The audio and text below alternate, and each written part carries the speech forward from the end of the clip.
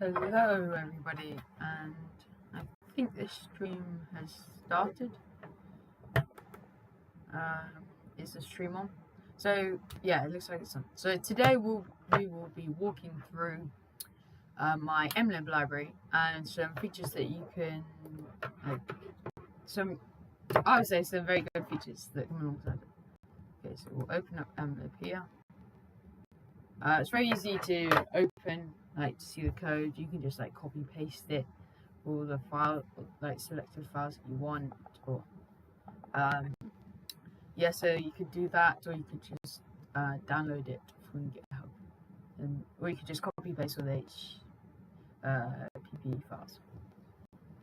It's header only library. Okay, so we're just loading it up now. And it's about, in total, it's about 4,000 lines, so it's not that big.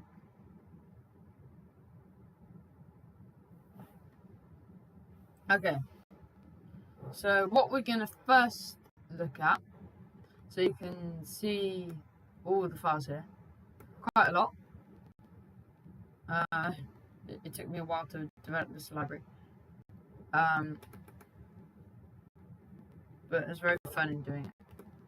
So we're going to start off looking down the main.cpp file, and then any features like mlib for each, we're just going to go to the file and look. So mlib for each.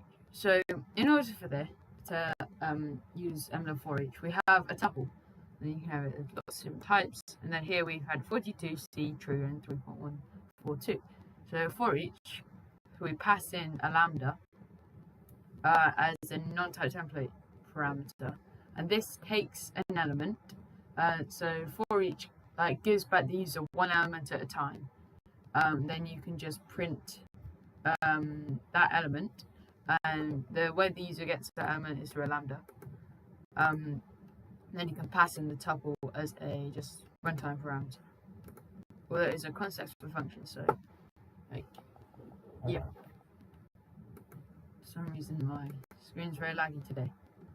Anyway, so now we can go. Actually, first of all, we'll just walk through all of the examples, and then after we'll go through the individual files. Okay, so now we've got mlib transform. So we have a tuple of 3 base members. Well, 3 elements, 42C and 3.142. So then we can use mlib transform to change those, and then it returns a new tuple with that transform. So element and then it can perform the operation. For instance, on this we're casting everyone to int. So this one will be saying this one would be 99. Then this one I think still stay the same. Okay, so then that returns a tuple with all the change values. So it'd be 42, 99, and 3.142. So now on mlib select, this is a bit like substring, but with tuples. So we have a tuple of char ball and double, which we have C true and 3.142, and we have a tuple. So we call this. So we have one tuple here, T3. Then we also make another tuple that is like a substring of a certain tuple. So in mlib select, we first need to pass in the tuple, and then we can go on to pass in a std index sequence. This gives the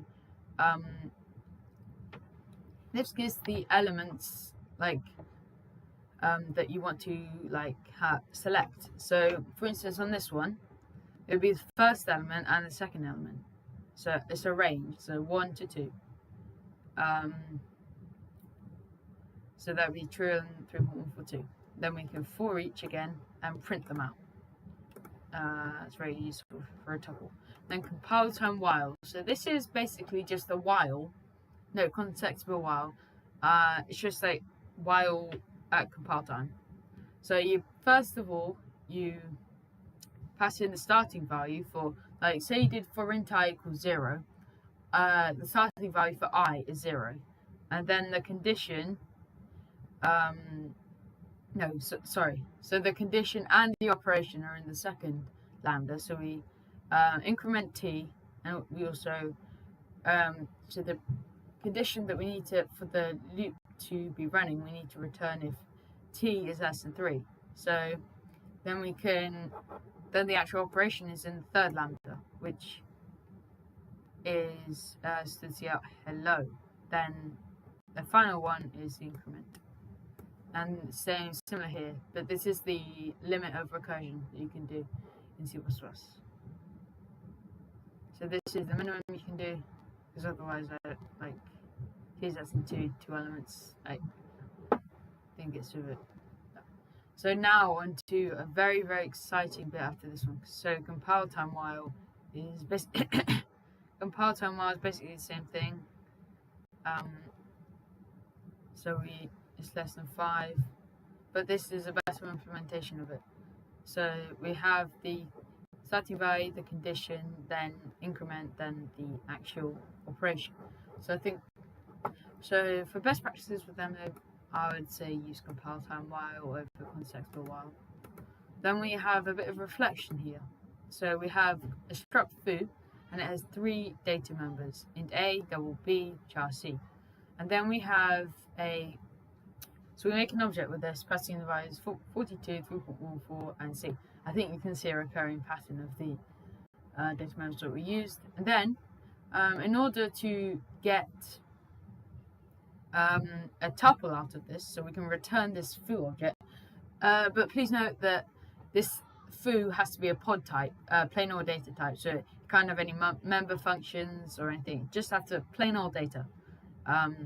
So it can only have variables, and it can't be like string s. It has to be just int, double, char, float, and those sort of things.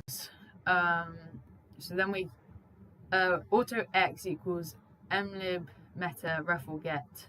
So this is in the sub namespace called meta in the mlib library, and then we call it refl get. And refl get just you pass in an object, pass in the type as a non-type template parameter, and also the object as a just a normal parameter.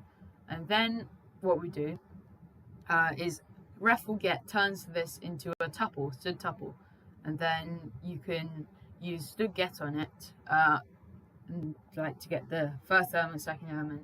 So for instance, std get 0x would return a 42. And it's just like that. So get an element.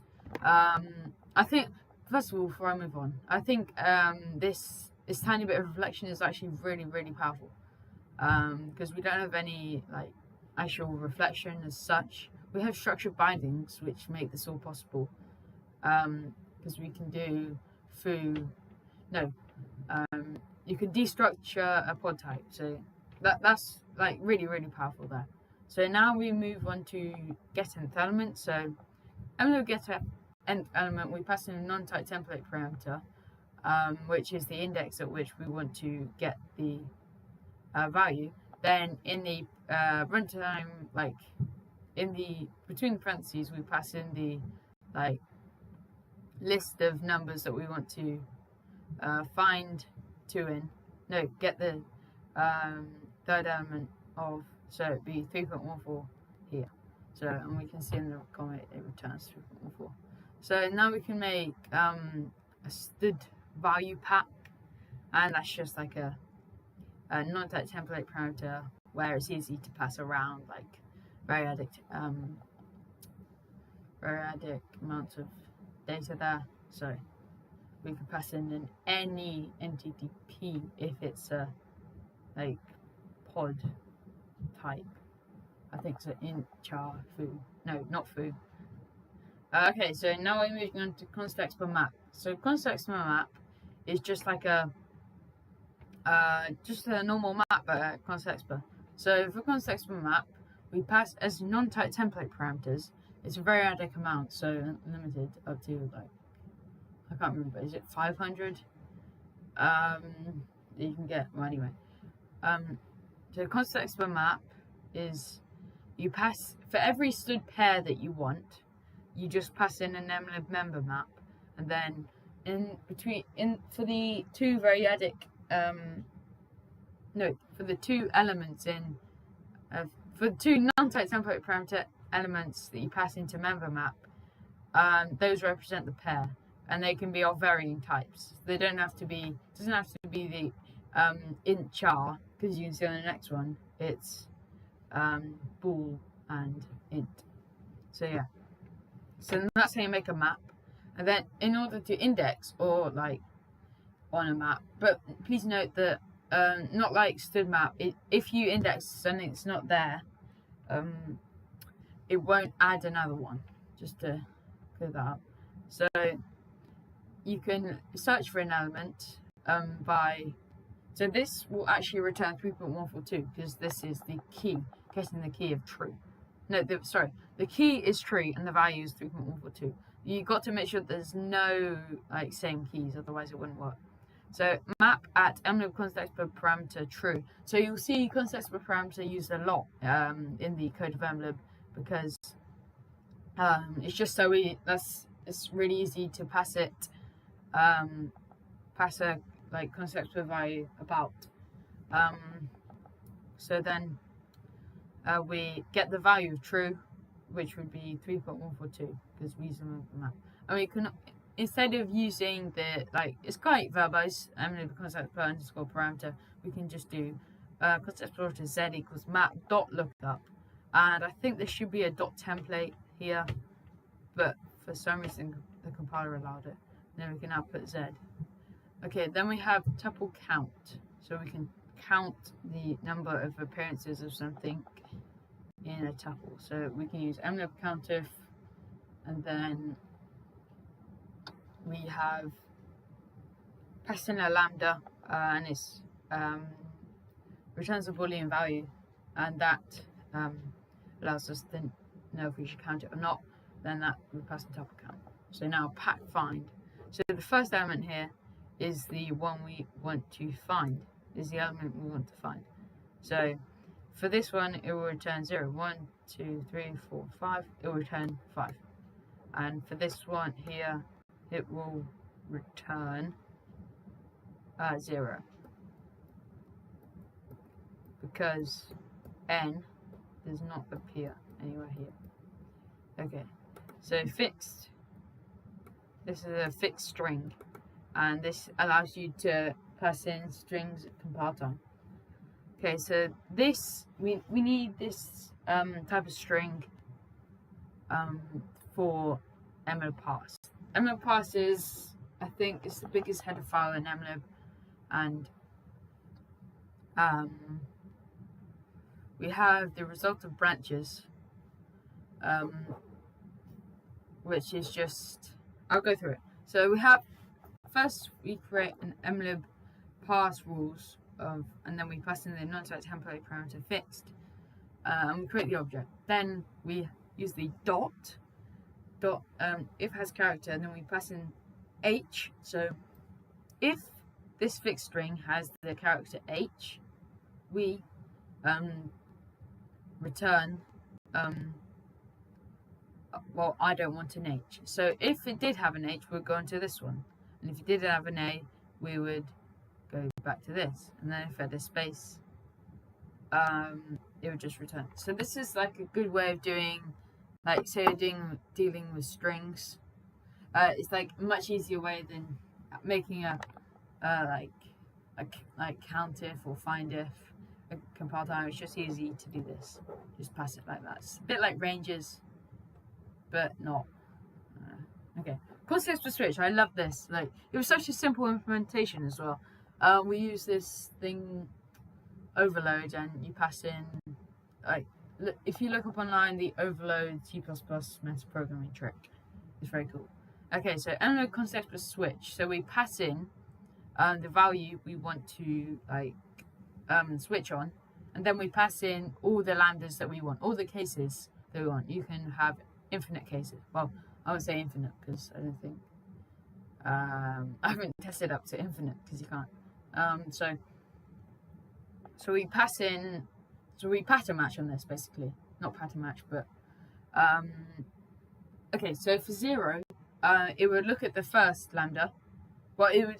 So the implementation is actually just we have to call one of these lambdas, and one of them will be correct, but auto is the base case, so you need auto, otherwise there'll be compiler error.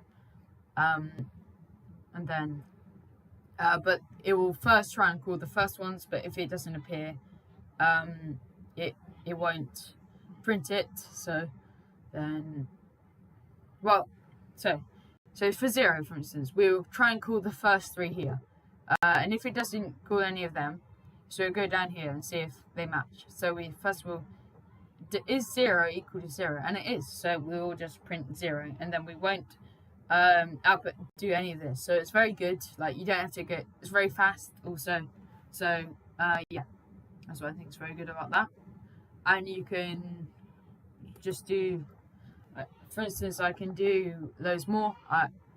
I'll just add another one here.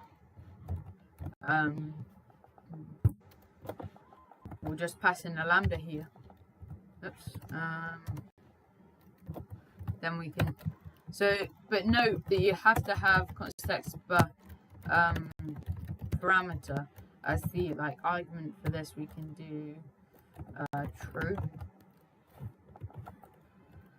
Then here's the body of the lambda. I just get the indentation the same. Okay. Now we can do still cout. It is true. Okay, and then I'll go.